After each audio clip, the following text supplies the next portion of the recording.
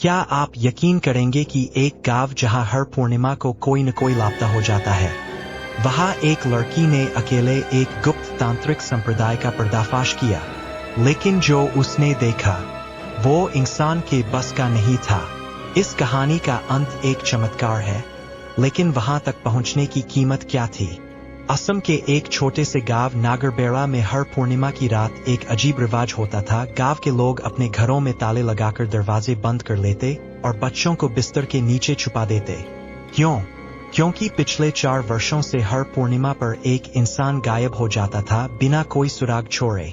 अन्विता 24 साल की पत्रकार, जो गुवाहाटी से नागरबेड़ा गांव में रिपोर्टिंग करने आई थी, वह ऐसे अंधविश्वासों में विश्वास नहीं करती थी, पर जो उसने देखा वो उसके विश्वास की जड़ें हिला गया।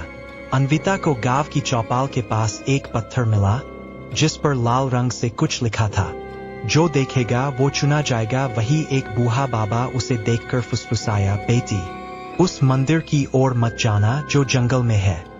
वहां सिर्फ वो जाते हैं जो वापस नहीं आते। अन्विता ने तय कर लिया उसे सच्चाई जाननी है। पूर्णिमा की रात जब पूरा गांव सोया था, अन्विता अकेली टॉर्च लेकर जंगल में घुसी। 15 मिनट चलने के बाद उसे धुंध में एक काले रंग का मंदिर दिखा जो किसी पुरानी शक्ति का प्रतीक लग रहा था। मंदिर के पास उसे अजीब सी आवाजें सुनाई दी, काली, जैरव, आओ बलिदान लो, आओ बलिदान लो। वो चुपचाप झाड़ियों के पीछे छुप गई और जो दृश्य उसने देखा उसकी रीढ़ में सिहरन दौड़ गई। सफेद कपड़े पहने दर्जनों लोग किसी बेहोश व्यक्ति को बलि वेदी पर ले जा रहे थे। उनके चेहरे पर मास्क थे, लेकिन उनकी आंखें बिल्कुल मृत थीं। एक तांत्रिक, जिसे सब आचार्य भैरवनाथ कह रहे थे, मंत्रोच्चार कर रहा था, शक्ति जागेगी, काल खुलेगा और अमरत्व मिलेगा। अन्विता ने सब रिकॉर्ड कर लिया और जैसे ही वह भागने लगी, एक सूखी टहनी उसके पैर के नीचे से टूटी। तांत्रिकों ने सुन लिया, कोई वहां। भागते भागते उसका कैमरा गिर गया। उसने बड़ी मुश्किल से गांव के बाहर बनी एक वीरान कोठरी में खुद को बंद किया, लेकिन वहां पहले से कुछ था। दीवारों पर खून से बने चित्र, बच्चों की तस्वीरें और एक अजीब त्रिभुज चिन्ह।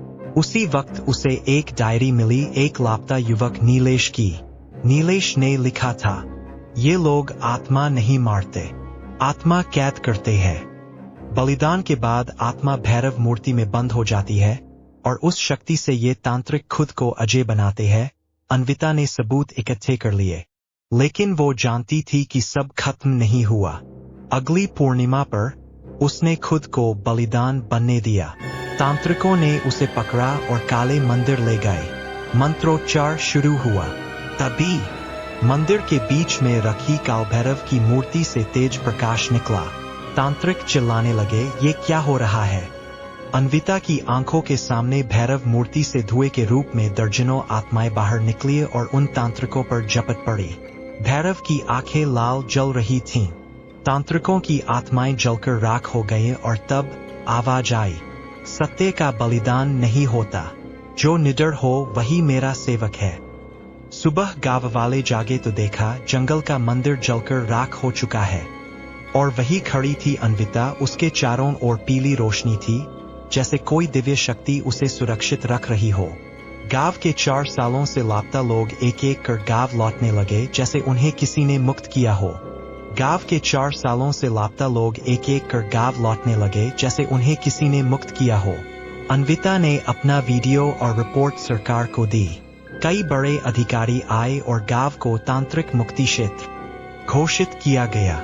लेकिन अन्विता को पता था ये सिर्फ एक जगह की बात नहीं थी।